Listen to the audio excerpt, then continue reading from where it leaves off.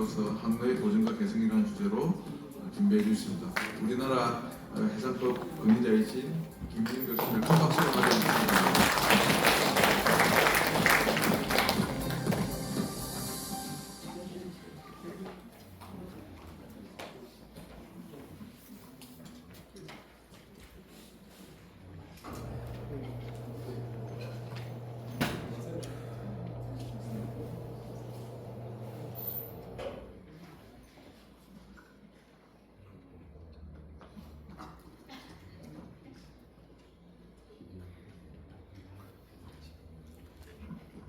예, 반갑습니다. 저는 고려대학교 명예교수 한국해양대학교 석자 교수로 있는 김인현입니다. 반갑습니다.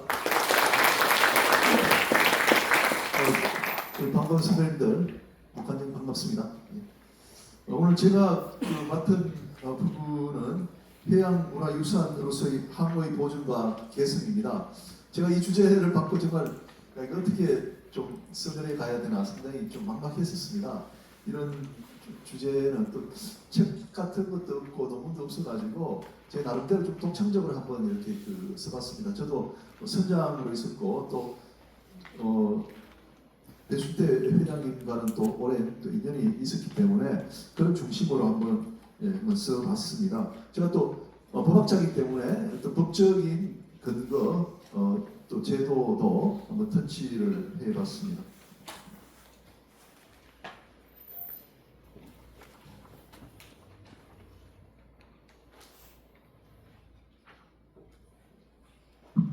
우선 해양문화유산의 개념입니다. 아마 저한테 이제 그 주제를 주신 분께서는 이제 이 항로를 해양문화유산으로 좀 보존해야 되지 않느냐 하는 목적을 갖고 계셨다고 봅니다. 그래서 해양문화유산이라는 게 과연 어떤가 한번 살펴봤습니다. 사전적으로는 바다 그리고 연안 지역에 존재하는 인류의 과거 활동의 흔적 중에서 역사적, 예술적, 과학적 가치가 있는 자산이다 이렇게 정리를 할 수가 있습니다. 그래서 침몰선, 해저 유물, 고대 어로 시설, 연안 수영 유적 이런 것들이 있습니다. 법적 근거는 제가 찾아보니까 문화재 보호법이 있습니다. 그 문화재 보호법 안에 우리 수중 문화재 항목이 있습니다. 수중 문화재 안에 가면 침몰선, 해저 유물 이런 것들이 좀 들어 있습니다. 그리고 이제 국제 규범으로는 수중문화유산 보호 협약이 있습니다. 유네스코에서 만든 게 있고요.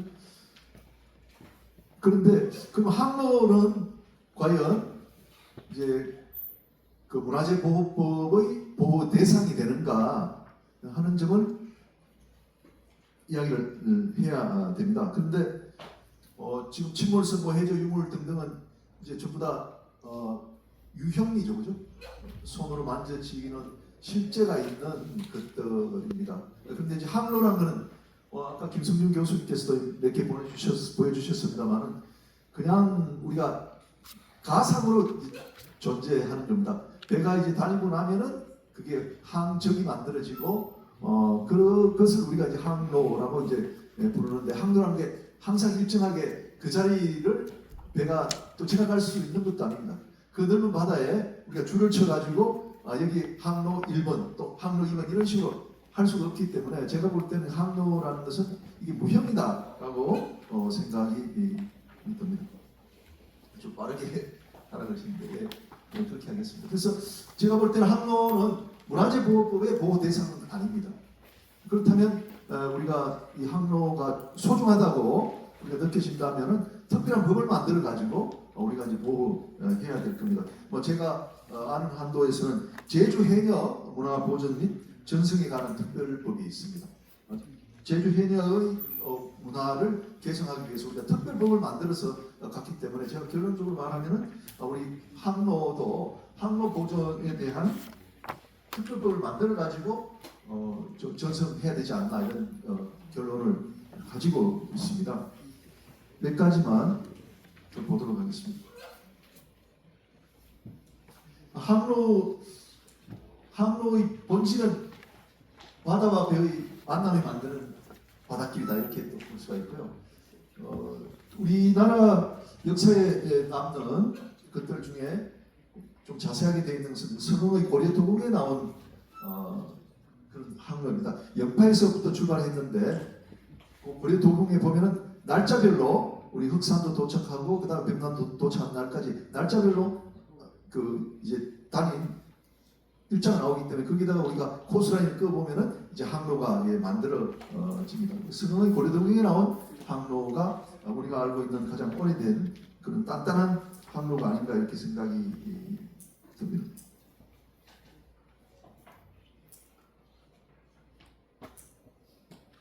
그다음 항로의 법적 의미에 대해서 한번 보겠습니다. 그래서 항로는 그럼 누가 소유하느냐? 항로는 가상의 개념이기 때문에 그걸 소유를 한다는 것이 있을 수가 없어서 소유자가 없다고 볼 수가 있습니다. 그리고 해역별 관할 국가는 우리가 말을 할 수가 있습니다. 일정한 해역의 주권을 누가 어느 국가가 가지는가 하는 것이 이제 해역별 관할 국가의 문제입니다. 내해라든지 영해, 우리가 지금 있는 요 이천항 안에 그 해역을 우리가 내해라고 하지 않습니까? 내해와 영해는 100% 연안국이 관할을 가집니다. 우리나라 3마일까지는 대한민국이 관할을 가지게 됩니다. 다른 나라 국가는 이제 무해공항권을 가지게 되고, 그리고 공해와 배타적 경제수역 같은 경우는 이제 항해의 자유가 있기 때문에 어느 나라가 관할을 가진다라고 이제 할 수가 없는 거죠. 그렇지만 배타적 경제수역 어족 자원과 관련해서는 그 연안국이 같기 때문에 그 한도에서 연안국이 관할을 가진다라고 할 수가 있습니다. 그다음 좀 흥미로운 게 있습니다. 그 우리가 해상법상 이제 운송인이 화주의 화물을 받아서 안전하게 장소적인 이동을 하게 됩니다.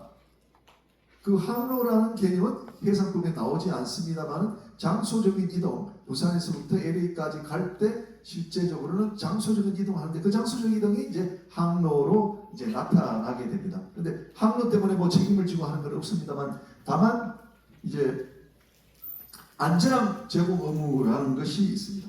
어떤 항구에 선박이 들어갈 때 그 선박에 수심이 15m라고 해서 14m만큼 화물을 싣고 갔는데 수심이 13m밖에 되지 않았다 그러면 이제 안전한 항구를 제공하지 못했기 때문에 용선자가 항해를 지시한 용선자가 과실 책임을 무과실 책임을 지도록 그렇게 되어 있습니다. 그 다음 이제 힐하모니 사건이라고 한 1, 2분 정도 설명을 드리겠습니다. 아까 김성준 그 교수님께서 그 말씀하신 부분입니다.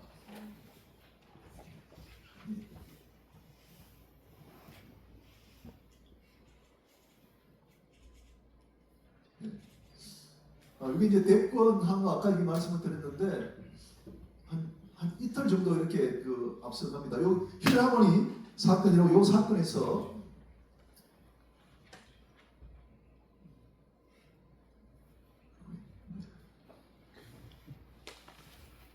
그 배를 빌려간 용선자가 이렇게 대권 항로로 이제 가라고 지시를 했습니다. 그런데 럼브라인으로 이렇게 이제 항해를 했습니다. 그러다 보니까 또 그 태풍을 만나가지고 배가 나를 이제 지체가 되었습니다.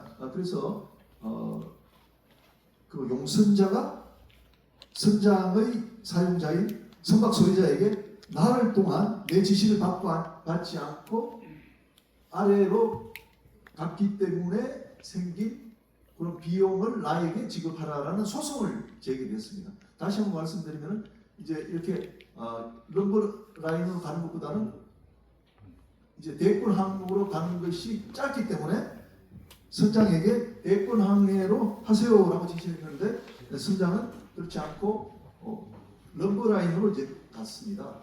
그래서 이틀이 더 걸렸고 또 마침 태풍을 만나가지고 나흘이 더 걸렸습니다. 그래서 손해배상 청구를 이제 하게 됐는데 그 영국 기조본에서는 항로를 선정하는 것은 선장과 이제 전기용 선자 사이에 전기용 선자가 권한을 가진다 이렇게 했습니다. 우리가 일반적으로 항로는 선장이 마음대로 선정하는 걸 이렇게 알고 있었는데 요 힐하모니 판단에서는 정기용선자가 권한을 갖기 때문에 이 사건에서는 선장이 정기용선자의 지시를 따르지 않아서 잘못이다 이런 판단이 내렸습니다.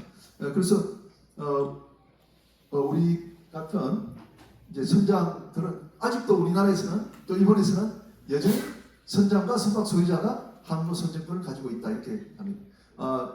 전 세계에서 항로와 관련해서 대부분의 판례가 난 것은 지금 말씀드린 요 힐하모니 요 판결입니다.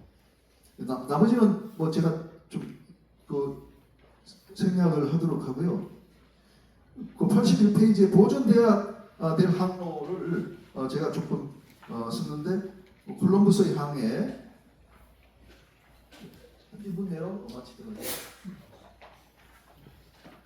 우리가 뭐 보존돼야 될 항로가 있을까 합니까? 모든 항로가 다 보존돼야 될 것은 아니고 무엇보다도 첫 번째 항로가 가장 중요할 것 같습니다.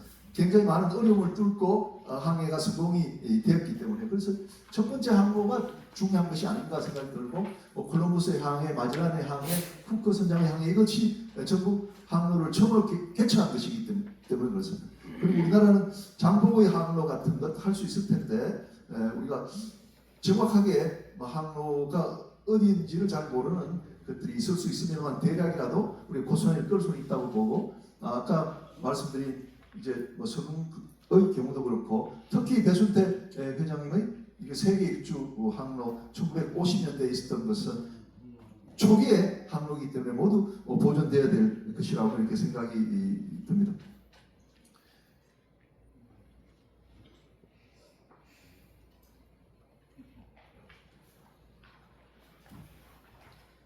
항로 보존 법제도가 있는데 제가 생각할 때는 아까 말씀드린 대로 현재 우리나라에 가지고 있는 세계가 가지고 있는 그 법제도로는 우리 그 항로를 보존하고 개선할 수 없기 때문에 특별하게 법을 만들어야 된다고 보고 항로 보존 및 전승에 관한 이제 법률을 우리가 제정해서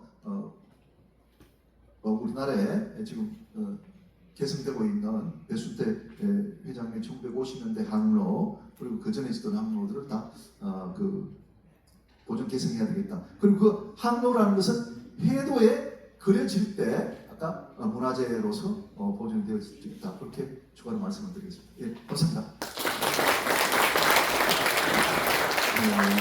다음 순서가 있어가지고 준비해 주신 이야기를 제대로 차분하게 듣지 못했음을 양해해 주시기 바랍니다. 이것으로 학술 행사 모든 주제 발표는 모두 마치도록 하겠습니다. 바로 이어서 저희 박물관 2층 로비에서 바다와 음악이라고 하는 주제의 웨스트 앙상블 공연이 예정되어 있습니다. 지금 바로 올라가시면 되는데요.